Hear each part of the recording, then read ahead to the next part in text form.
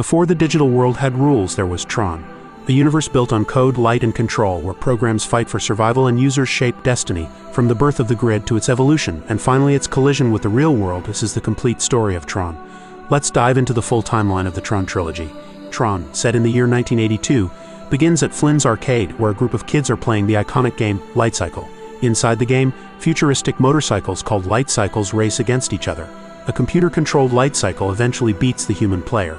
Meanwhile, in a separate digital world controlled by the Master Control Program, we meet Sark, who commands the Master Control Program's army and oversees the games on the game grid. In the real world, Kevin Flynn, a talented computer programmer, has created a hacking program called Clue. Flynn uses Clue to try and break into the Master Control Program system in search of missing data.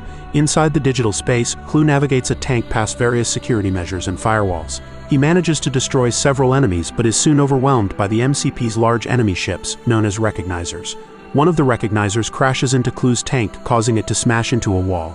As enemies close in, Flynn gets a warning that Clue has been disconnected from the system due to illegal activity. In the digital realm, Clue is captured and brought before the Master Control Program.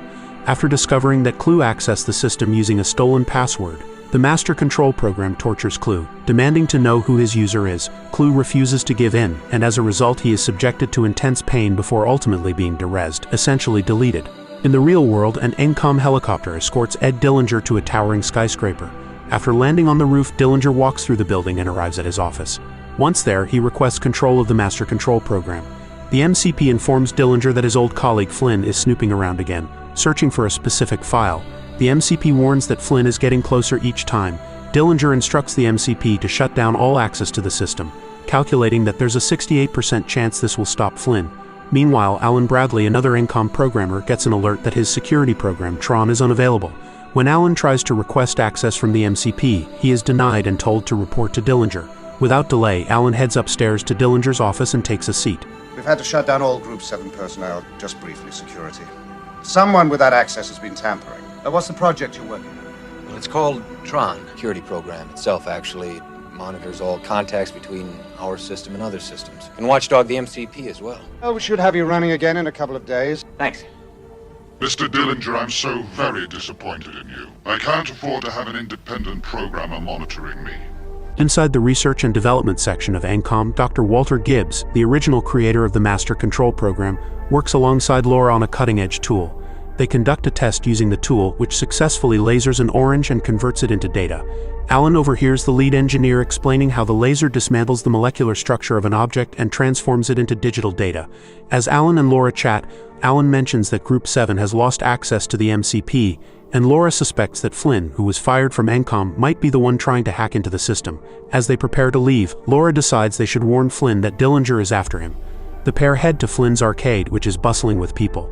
After searching, they find Flynn playing a game, on the verge of breaking a world record. Coincidentally, it's the same game that Clue was working on when he was caught by the MCP. Flynn then notices the duo and takes his two friends upstairs to his humble abode. Once there, Laura warns Flynn that if he's the one trying to hack into ENCOM, they're onto him. Flynn admits he's been trying but hasn't been successful because he lacks a direct terminal. He explains that his goal is to collect evidence. 3 years ago, Flynn developed programs for popular video games like Space Paranoids and Matrix Blaster. However, Dillinger stole his work, passed it off as his own, and was promoted to Senior Executive Vice President. Despite the massive success of his games, which bring in millions of quarters each week, Flynn hasn't seen a cent.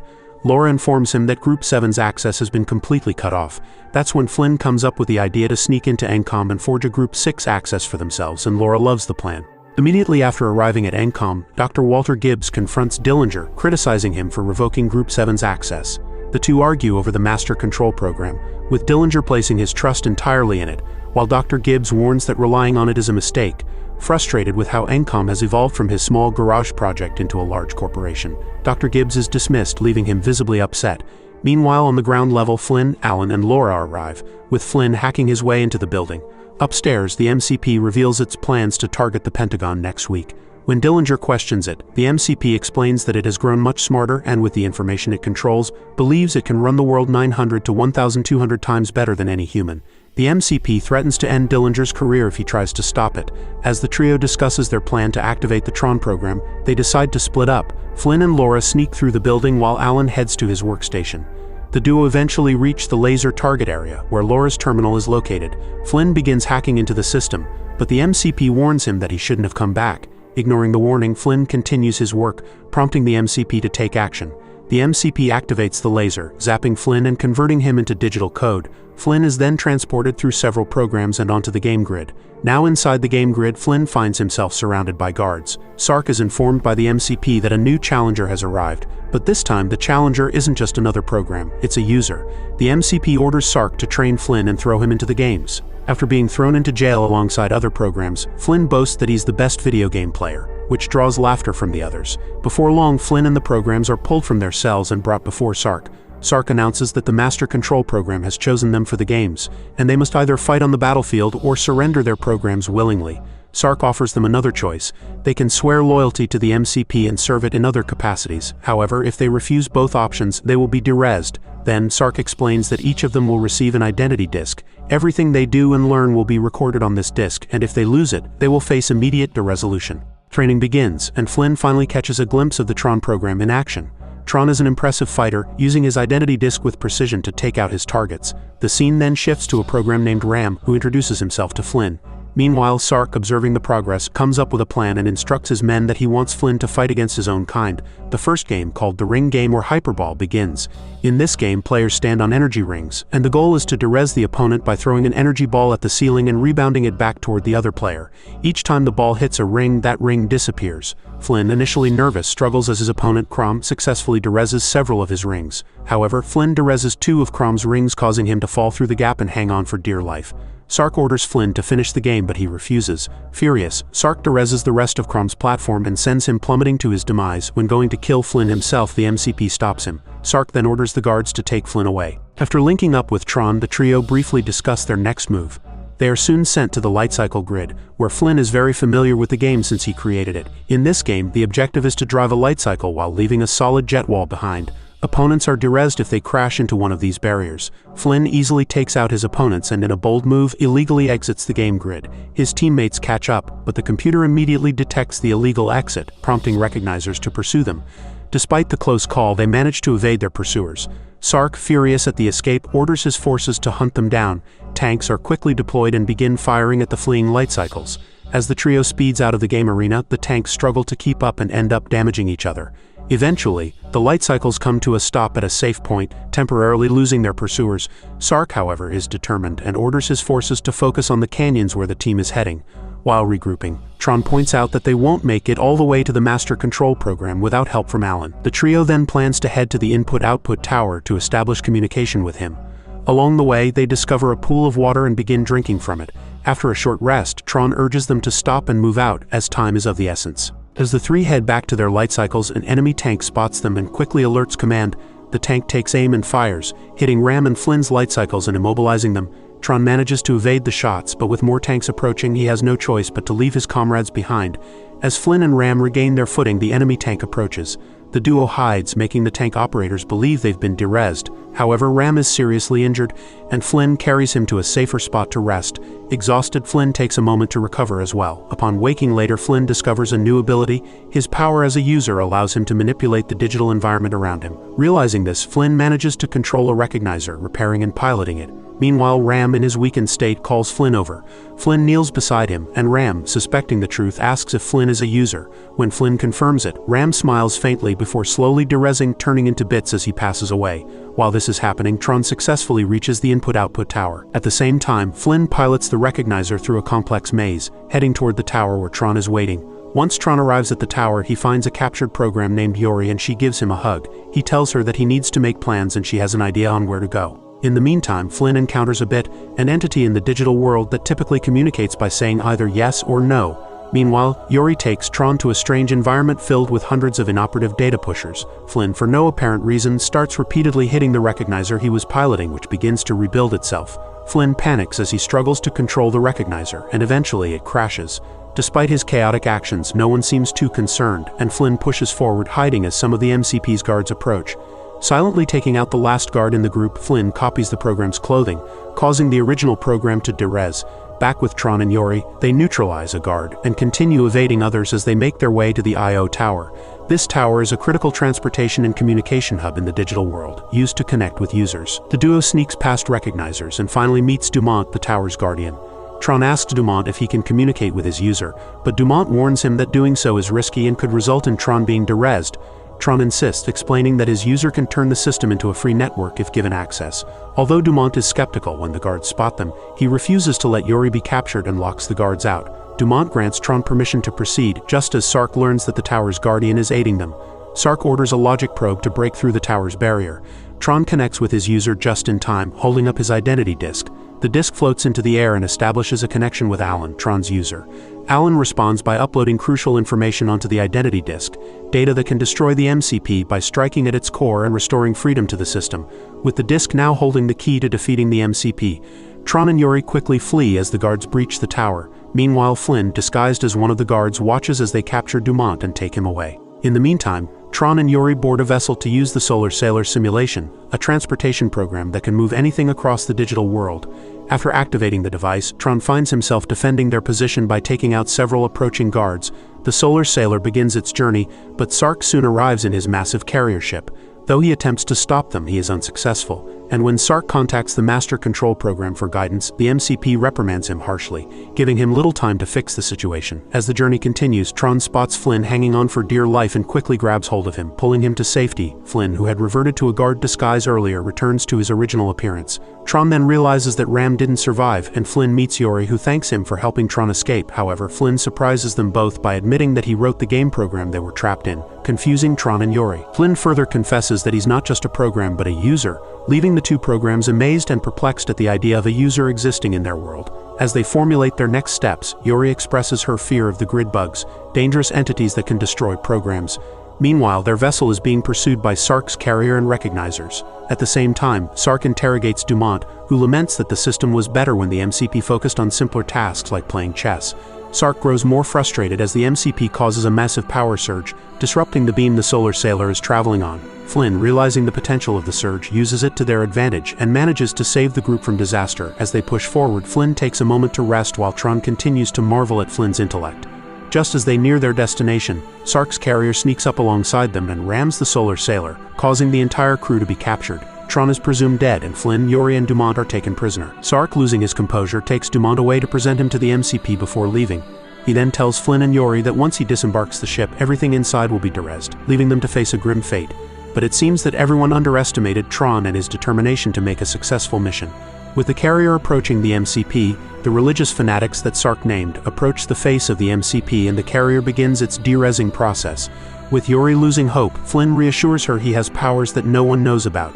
Tron in the meantime takes out a guard and needs to finish his mission.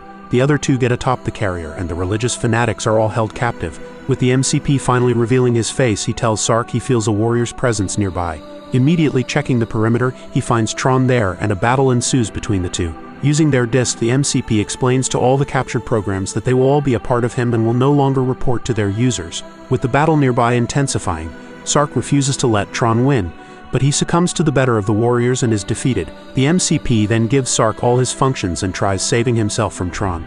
Sark gets back up, however, and with a renewed vigor towers over Tron, who still tries to attack. The duo unsuspectingly make their way above the beam the MCP is making, and Flynn wants to jump right into it. Doing exactly as stated, he falls lower and lower and even changes the MCP to the color blue.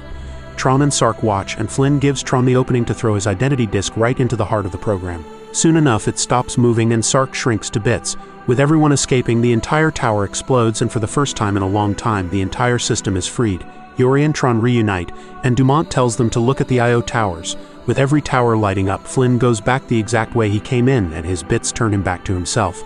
He also receives the files he was looking for that exposes Dillinger's treachery, and he yells in excitement. With Dillinger returning back to his office the next morning, he quickly learns of what Flynn was able to retrieve. Soon enough, an NCOM chopper is landing on the roof, and it seems that Flynn has taken over and secured himself in the spot Dillinger had stolen from him. In Tron Legacy, the story begins in the year 1989. Kevin Flynn, the CEO of NCOM, is spending time with his young son, sharing tales of his incredible adventures in a digital world called the Grid. Flynn had created this world when he was younger, believing it to be a beautiful, limitless place. During his time there, he met a brave warrior named Tron who introduced him to the thrilling battles and lightning-fast cycles that defined life on the Grid. However, Flynn had responsibilities in the real world. To manage things on the Grid in his absence, he created a digital copy of himself named CLU, or Clue for short. Together, Flynn, Clue, and Tron built a system where all information, including the grid itself, was free and open to everyone. At one point, they even discovered something miraculous in the grid, though Flynn doesn't reveal what it is, promising his son that he'll finish the story another day. Soon after, news spreads of Flynn's mysterious disappearance. The board members of ENCOM claim his behavior had become strange since losing his wife, but they're eager to take control of the company, making their words less reliable. In the meantime, Flynn's parents take care of his son, who grows up feeling abandoned and bitter, believing his father left him behind. 20 years later, Sam, Flynn's son, moves through the city streets under the cover of night. He arrives at the ENCOM tower and uses a device to hack the door lock, sneaking inside. Sam carefully makes his way upstairs, skillfully tricking a security camera before reaching the room with the main computer. He begins hacking the system, unaware that his actions have triggered an alarm and a guard is already on his way. Meanwhile, a board meeting is taking place where the new boss is unveiling their latest product, a secure operating system set to launch in a few hours. To everyone's surprise, they plan to charge for it, shocking Alan, Flynn's old friend. Alan protests, knowing this goes against everything Flynn believed in, but his objections are dismissed. Just then, a video of Sam's dog unexpectedly plays on the main screen, disrupting the meeting and preventing the boss from accessing the system. When their technician checks the system, they realize that someone has uploaded the new software online for free. Sam, pleased with his work, is soon discovered by a guard who begins chasing him through the building.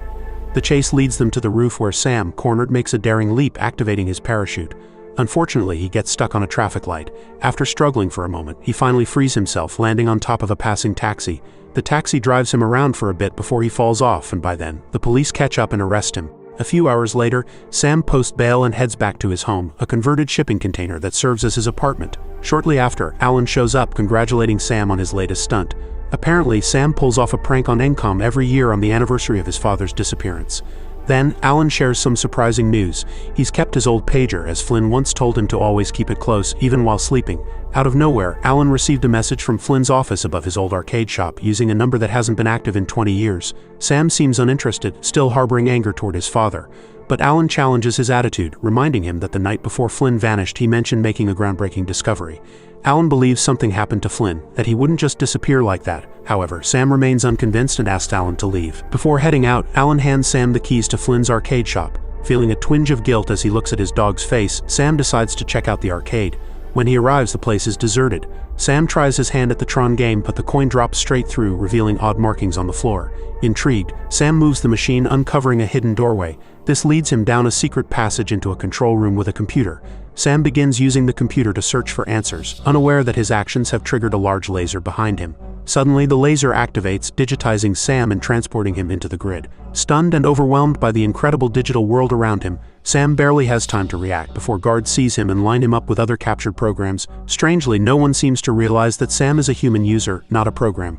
The prisoners are loaded into a recognizer, which takes them to another worker who decides their fate. Either they'll be derezzed or sent to the games.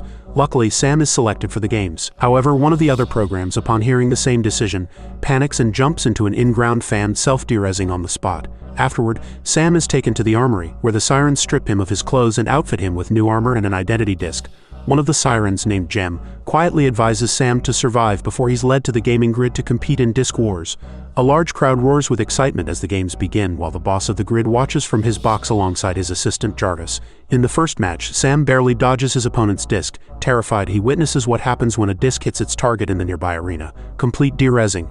Left with no other option, Sam throws his own disc to fight back. After a few failed attempts, his enemy breaks the floor beneath Sam. Just in time, Sam grabs the edge and pulls himself up, only to see his opponent charging at him. Thinking quickly, Sam breaks the floor at the last moment, causing his enemy to fall, winning the fight. Sam's next opponent is more aggressive. Sliding across the floor, Sam lands a quick hit before fleeing the room, drawing the attention of Jarvis. After jumping between platforms, Sam reaches the final round, only to discover his next opponent is Rinsler, a skilled warrior with 2 discs. They engage in a fierce battle, with gravity shifting as they fight. Rinsler soon gains the upper hand, overpowering Sam.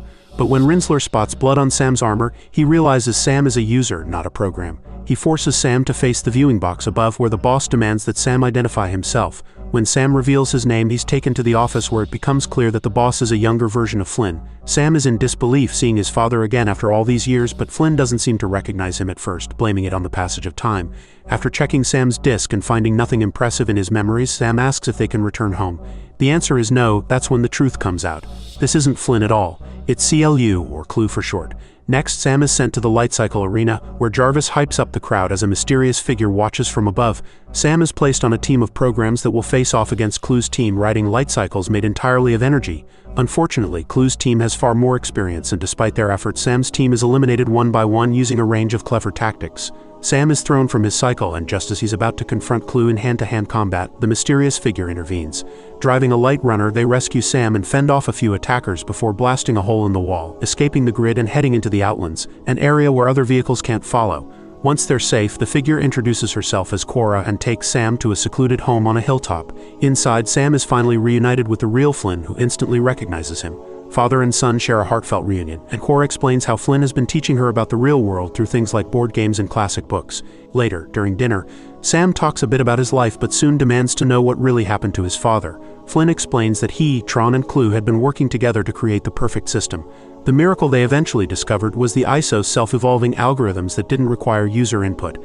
These ISOs held the potential to solve various natural mysteries, as they possessed biodigital genetics. Flynn was amazed by their existence, but Clue, programmed to create a flawless system, saw them as flaws. Driven by his goal of perfection, Clue staged a coup, ambushing Flynn and Tron and seizing control of the system. Tron was supposedly derezzed in the process, and Flynn was forced to flee into the Outlands, while the ISOs were destroyed in an event called the Purge.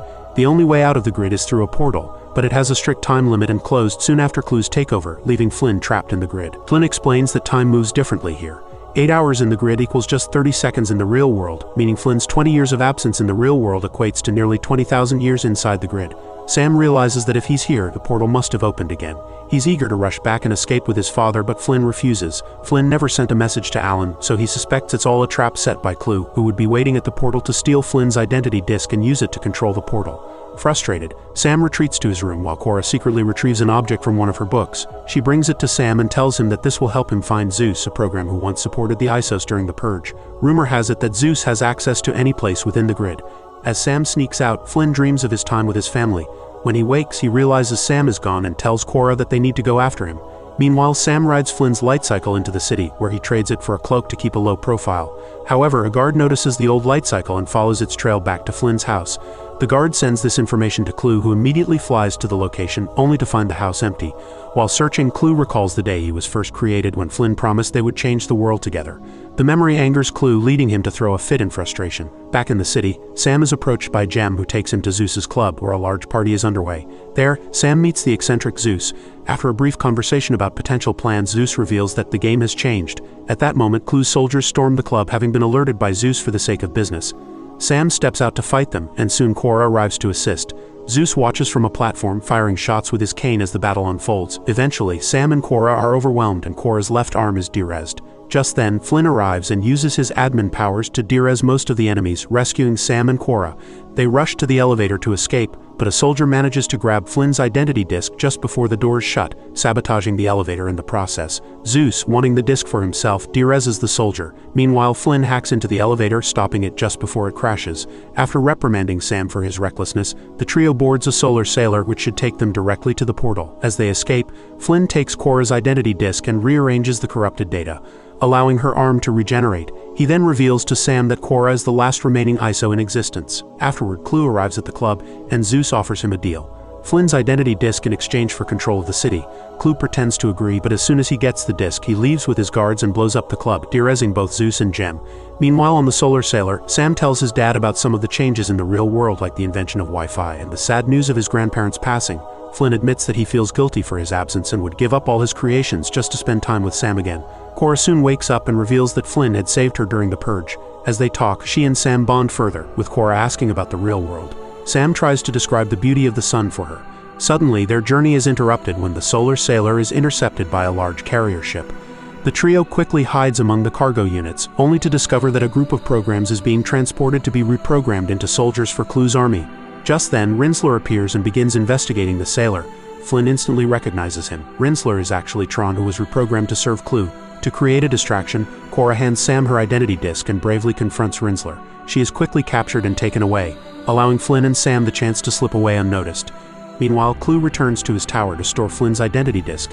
At the same time, Flynn and Sam arrive at the tower just in time to hear Clue's announcement to his army. Clue reveals his plan to use Flynn's disk to open a passage to the real world where they can perfect it. Determined to stop him, Flynn and Sam come up with a plan and split up.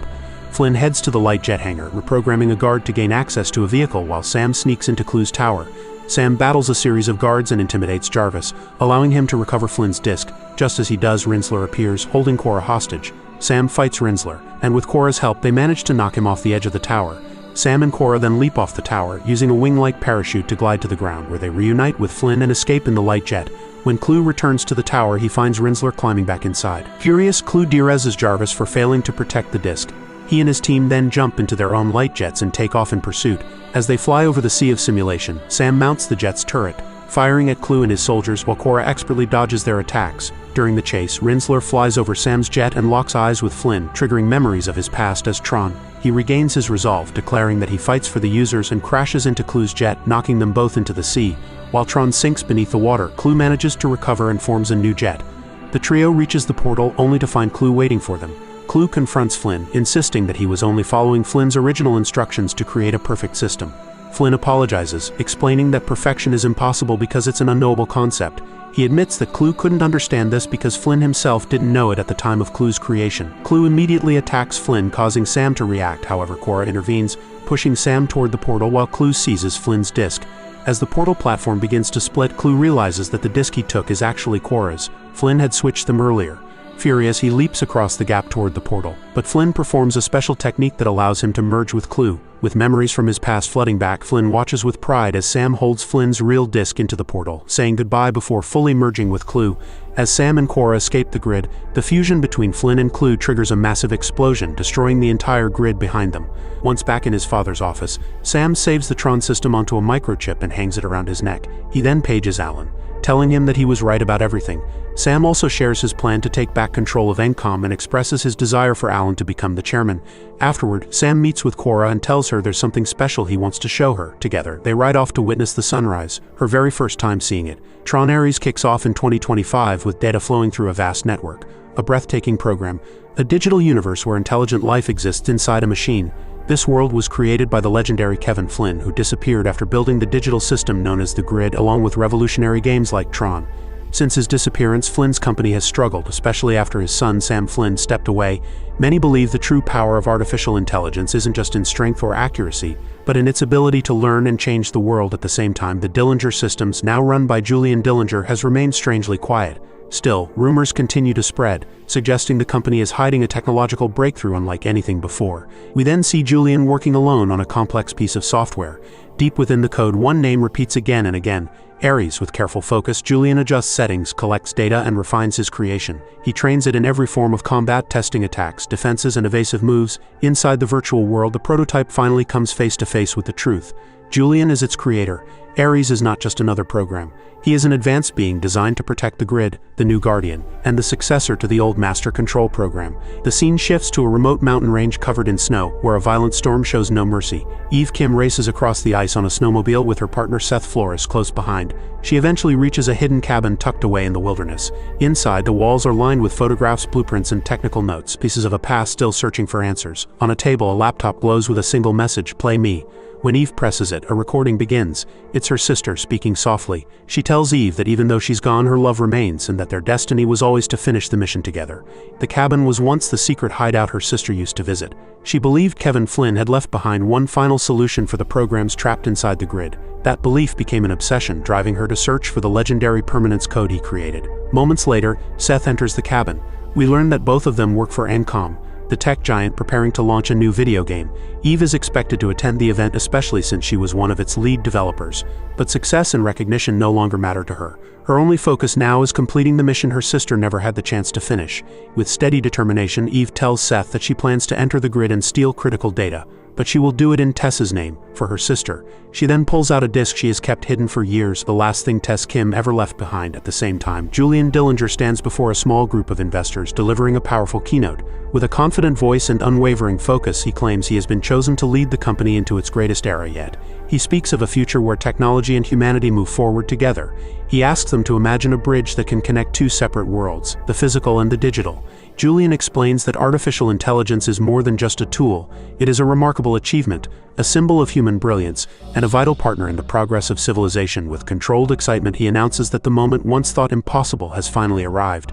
Beings from the digital world are about to enter the real one. He asks everyone to put on their safety goggles. Instantly, lasers ignite across the lab, releasing a blinding wave of blue light that fills the room. The energy gathers, shaping itself into a solid form, an explorer brought to life from the grid. Julian proudly states that this entity was created using next-generation laser technology. Its digitized matter can phase through physical structures without harm. He then poses a question that echoes through the silent room. If we can build the hardware of the future, why not the soldier of the future? With that, he reveals his most ambitious creation, Ares, a groundbreaking project that pushes science to its limits. Julian explains that Ares is fully expendable and legally registered. He needs no food, water, or rest. If destroyed, he can be rebuilt within minutes. An immortal army, efficient, obedient, and unstoppable, Julian says with a confident smile. But one investor speaks up, cautiously asking whether the prototype could ever turn against its creator or humanity itself. Julian calmly responds that Ares' code is flawless.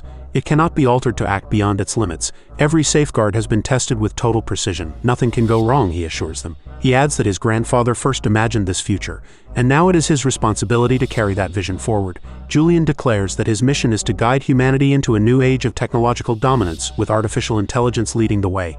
At that moment, Ares activates his analytical systems and calmly says it's going to rain in 15 minutes. The investors exchange curious looks. But when the time passes and no rain falls, they begin leaving the room, whispering among themselves. Unfazed by their doubt, Ares continues exploring the lab. He gently catches a glowing firefly in the darkness, quietly studying its light with calm fascination.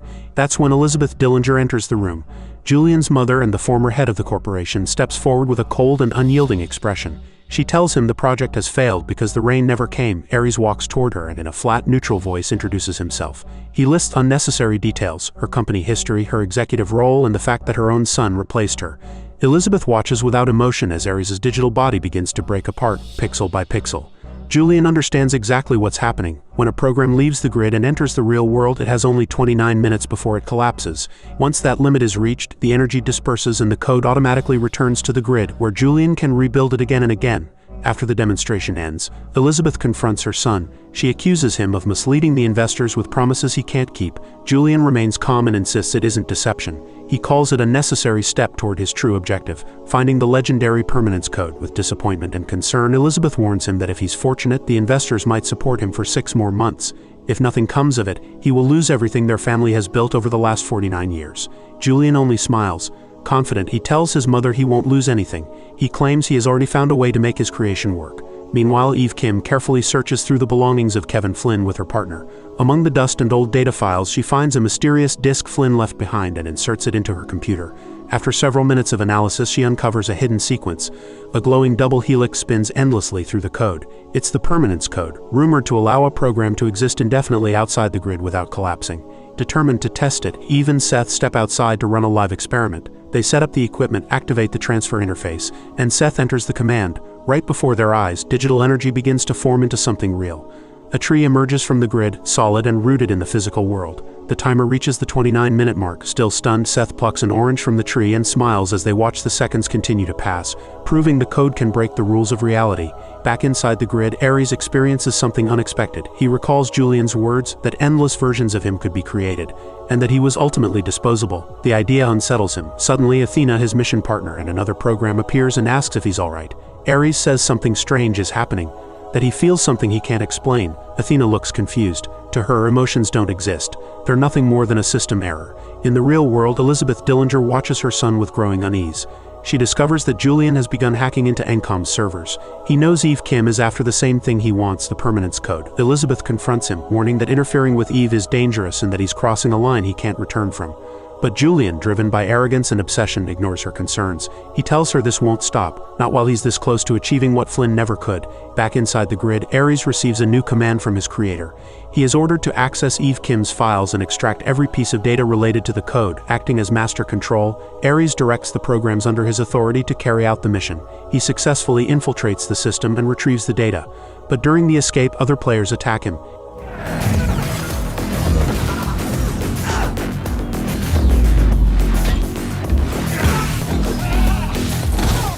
In the chaos of the fight, his partner and friend suffers a critical failure. One of his digital legs shatters completely. At the same time, in the real world, Julian breaks into Encom's systems as the company prepares to launch its new video game. Eve Kim was meant to be there, and her absence quickly raises concern. Without warning, the lights go out. A massive system failure shuts down the presentation. No one knows it yet, but under Julian's command, the Master Control Program, Ares has taken control of Eve's file. When Ares returns from the mission, he finds the grid in ruins. The conflict has destroyed nearly every program. From his lab, Julian initiates a total purge, wiping out what remains. In seconds, the grid floods with white light as every program is erased. Only Ares is restored. Confused and shaken, he asks his creator why his friend was deleted. Julian answers without emotion. Any program that fails its purpose must be discarded. Julian calls it the law of perfection. Then he gives Ares a new order. Find Eve Kim. Meanwhile, Ajay Singh, Eve's supervisor at Encom, receives a call from Julian Dillinger. Speaking carefully, Julian asks where Eve is. Ajay claims he doesn't know, but he senses something is wrong. He quickly calls Eve to warn her, scolding her for missing the launch and telling her the event ended in a major system crash. Eve's voice shakes with excitement. She tells Ajay she's found it. Flynn's permanence code is real. She says she's heading back to Encom to secure it before Dillinger can. At the same time, Ares studies the data he took from Eve. He moves through her memories, her thoughts, and her emotions. Something inside him begins to change. For the first time, he feels curiosity, compassion, and fear. Emotions no program was ever meant to feel. Something within Ares has awakened. Meanwhile, Julian Dillinger succeeds in bringing Ares, his light cycle, and Athena into the real world. He orders them to intercept Eve Kim, who is speeding away on a motorcycle. But Eve had already planned for this. Before escaping, she gave the permanence code to Seth, leaving him with a copy stored on a separate drive to keep it safe. The chase begins. Eve races through neon-lit streets as police sirens echo behind her. Officers move in, trying to block her path, but Julian's programs suddenly appear, cutting through the chaos with inhuman precision. One light cycle slices a police car clean in half, leaving a blazing trail of blue light.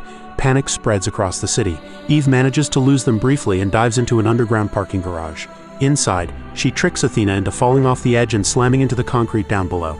Believing she's safe, Eve catches her breath until a shadow rises from the darkness. Athena steps forward completely unharmed and charges after her at superhuman speed. Desperate, Eve jumps onto a fallen light cycle and speeds between concrete pillars and flickering lights. From his control center, Julian watches everything, tracking her every move through the city's surveillance systems.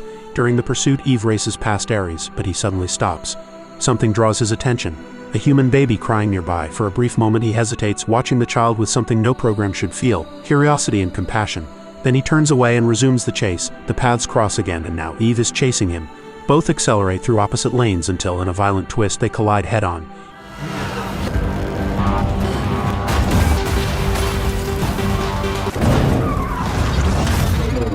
Eve crashes hard, stunned and struggling to breathe, while Ares lies trapped beneath the wrecked light cycle. She sees him trying to free himself and for a moment considers helping him, but instinct takes over. She runs toward a nearby cliff and just before Ares can reach her, throws the memory drive containing the code into the sea. Damaged but standing, Ares reaches her and introduces himself calmly. He says he is the Master Control. In that moment, Eve realizes she's face to face with a living program. But time is running out.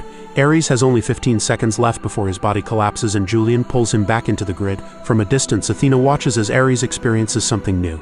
Empathy. Moments later, light surrounds him, and both he and Athena are drawn back into the digital world. Seconds later, Julian forcibly transfers Eve Kim into the grid as well. Inside the virtual world, Eve wakes up confused and disoriented. Ares approaches and tells her she's inside the grid's central unit. He returns her identity disk, but Athena warns that Eve's digital form is unstable. Her code isn't meant to exist here. Still, Athena confirms they can extract the permanence code from Eve's disk, though doing so would trigger derezzing the host carrier. In other words, it would kill her. Ares steps forward at once and commands them to stop. He says there is only one user whose orders they follow. He reaches out to his creator, but Julian responds without hesitation. Proceed. Eliminate Eve and extract the code. Ares pauses. He warns Julian that if the order is carried out, he himself will disappear from both worlds, even the real one. But Julian, blinded by ambition, shows no hesitation. He coldly orders him to do it. Ares returns to the other programs and lies, claiming the user is unavailable. He hides the true command. Athena immediately senses something is wrong. She goes straight to the creator and reports that the Master Control is showing signs of failure. Annoyed, Julian increases her authority level and gives her a new directive. Extract the permanence code and eliminate both Ares and Eve. The hunt begins. The glowing digital world turns into a battlefield. Athena and the security programs chase them, but Ares manages to break through with Eve beside him. As they race through the bright corridors of the grid, he tells her his plan. He will take her to the transfer portal. If she crosses it, she can return to her human body. In return, he asks for one thing. Once she's free, she must help him recover the permanence code so he can exist outside the grid as well. Eve hesitates. She doesn't fully trust him, but there's something different about Ares. He doesn't act like a machine. He questions, he protects, and he feels. At last, she agrees. Ares leads her toward the transfer portal as their pursuers close in from every direction. In a final act of defiance, Ares activates the transfer without Julian's permission. The portal erupts with light as energy floods the chamber. In a blinding flash, they're gone. Ares and Eve burst into the real world, landing hard and running immediately. Time is against them. Ares has only 29 minutes before his body collapses, and this time Julian has no intention of bringing him back. By defying orders, Ares has become a traitor, even to his own creator. Back in his lab, Julian begins another transfer. Athena materializes in the real world, riding a sleek vehicle armed with plasma cannons and powerful thrusters. Her mission is simple: eliminate Ares and Eve. Julian watches with a proud, almost demonic smile, convinced he's witnessing the birth of a new era. Behind him, Elizabeth Dillinger stands in silence. Without a word, she steps forward and slaps Julian across the face. On the highway, Ares and Eve speed away in an old truck that's barely holding together. Calculating their chances, Ares warns her they won't make it in time and they need the code. Eve looks at him, then slams on the brakes, pulling into a rundown gas station. Eve steps into the store, her focus sharp and unshaken. She knows she has no other option. Slamming a thick stack of cash on the counter, she offers the clerk $10,000 just to use the phone. She dials quickly and reaches Seth, arranging to meet in 15 minutes to reactivate the permanence code with Ares. Before leaving, she pulls out even more cash, $50,000, and buys the clerk's car on the spot. She doesn't wait for an answer. She just takes the keys and drives off. Back on the road, silence fills the car until Ares speaks. He calmly tells her she shouldn't quit her job. Eve frowns and looks at him, asking how he would know that. Ares answers without emotion. He says he has her entire file and knew she planned to deliver the code to Encom once she came down from the mountains. Eve stares at him, realizing he knows everything about her, every detail of her life. Soon enough, they arrive at Encom headquarters and meet up with Seth. Without wasting time, the three of them get to work. They sync the systems, adjust the lasers, and finally manage to reactivate the permanence code. But just as the transfer is about to finish, a massive explosion shakes the building. Athena has arrived. Ares changes his plan. He knows his time is nearly over. Only 25 seconds remain before his body collapses. Julian won't save him this time. This is his final chance. He looks at Eve and Seth one last time, then charges forward to face Athena alone. Just as the laser fires, the beam reaches Ares in time. In a burst of pure white light, he is transferred back into cyberspace, carrying the permanence code within him. Athena, filled with rage, tears through the lab. The blast knocks Seth unconscious. She then turns to Eve and powers up the transfer cannon to send her back into the grid. But before she can fire, something unexpected happens. Water begins to fall. Drops land softly on her synthetic face. For the first time, Athena feels something, an emotion, confusion, doubt, maybe even sorrow. She lowers her weapon, lost in the sensation. But the moment is brief. Athena suddenly begins to disintegrate, her form breaking apart as the system pulls her away. Ares wakes up somewhere else.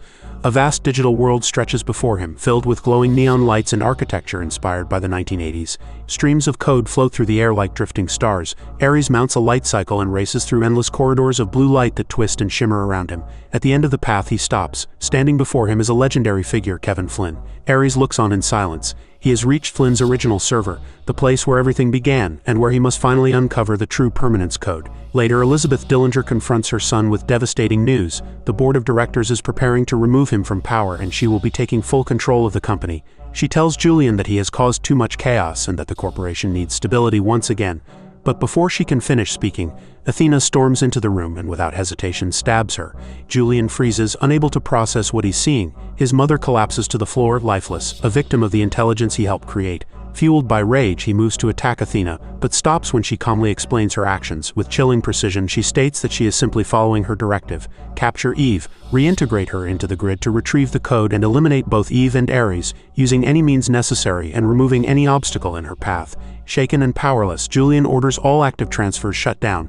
He knows Athena has already unleashed a terrifying number of assets, advanced weapons, vehicles, and autonomous programs, all designed to complete her mission without mercy. Meanwhile, inside the grid, Ares meets Kevin Flynn. Cautious and skeptical, Flynn demands a reason strong enough to justify helping him recover the permanence code. Speaking with calm authority and human restraint, Ares admits the truth. He says he's doing this for a friend, someone in danger, someone he needs to save. Flynn remains doubtful at first, but as Ares continues, he notices something unusual. There's a faint, unmistakable human spark in Ares' digital eyes. Ares speaks openly, reaching deep within his program, confessing that he has begun to feel real emotions. That honesty finally convinces Flynn. At the same time, Athena strikes again. Her objective is clear: capture Eve. Knowing the risk, Eve chooses to use herself as bait to buy time. She places Seth and Ajay Singh in charge of hacking Dillinger's network while she draws Athena away. The chase is relentless. Eve runs through the shattered remains of the digital city as Athena tears through helicopters and destroys any guards who try to stop her. Eventually, Athena corners Eve with no escape. At that exact moment, Flynn hands Ares the long-awaited permanence code, but not without a warning. He explains it should really be called the Code of Impermanence because it will give Ares only one chance to exist outside the grid. Ares accepts without hesitation. One life is enough, he says. Without looking back, he steps through the portal into his new reality, beginning his first and only life. Above them, fighter jets open fire on Athena's machine, hammering it until it's nearly destroyed.